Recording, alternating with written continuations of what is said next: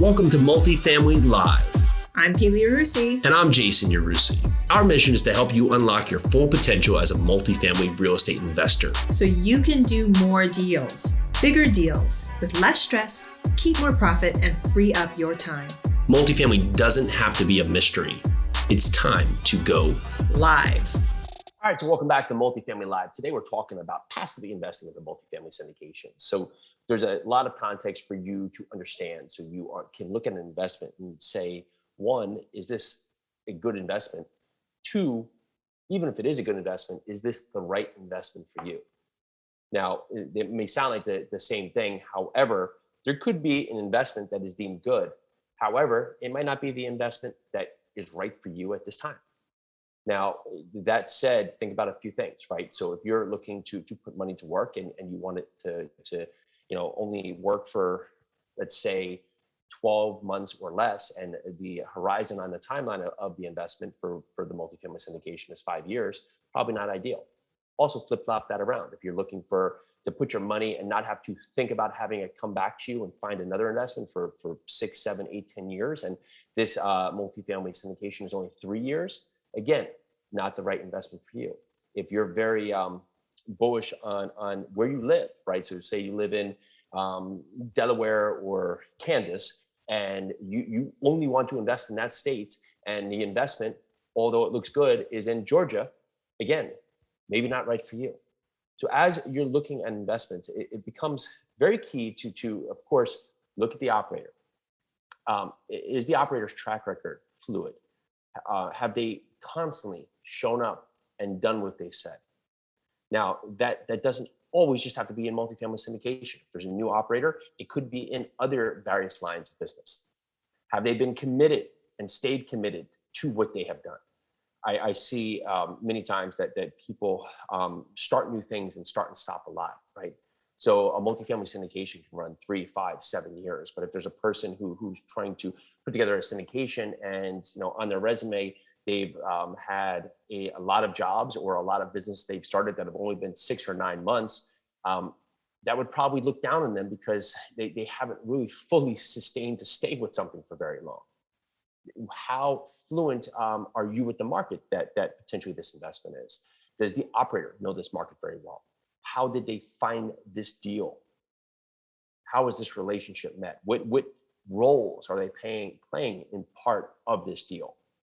There's typically lead generation, due diligence, underwriting, asset management, capital raising, balance sheet. Those are a lot of roles that the syndicator or the GP or the operator will handle.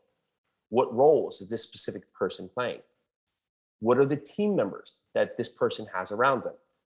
Do they have good back-end people? Do they have, of course, their property manager? Was this a broker relationship? Do they have the right insurance partners in place? Do they have mentors? Do they have other people being a part of their process that can help with the due diligence, that can help with the underwriting, can help? That's a second look at what they're doing.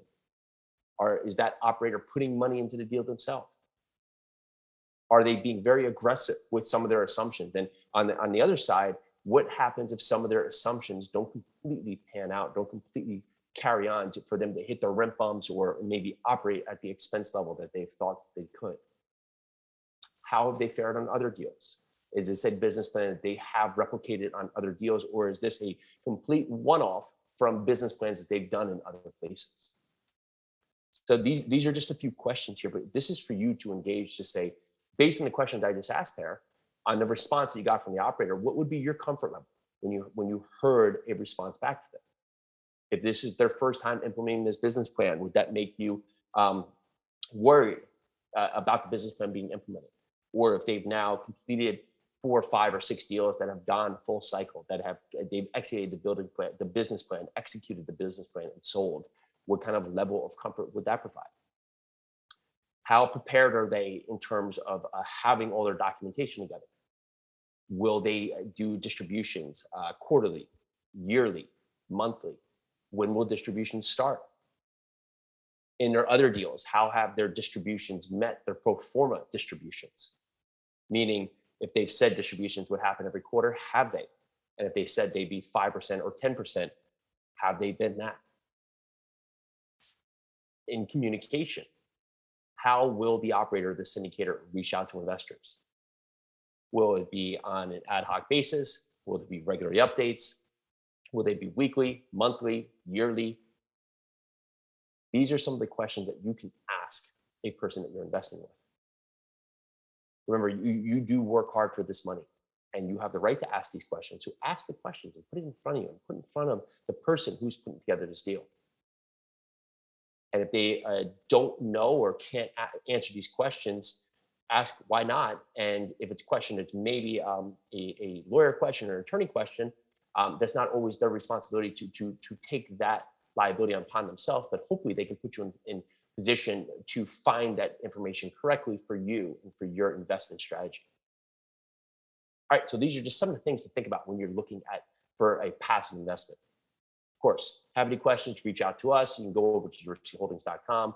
Love to hear more about you, what you're looking for as well. And let's do this.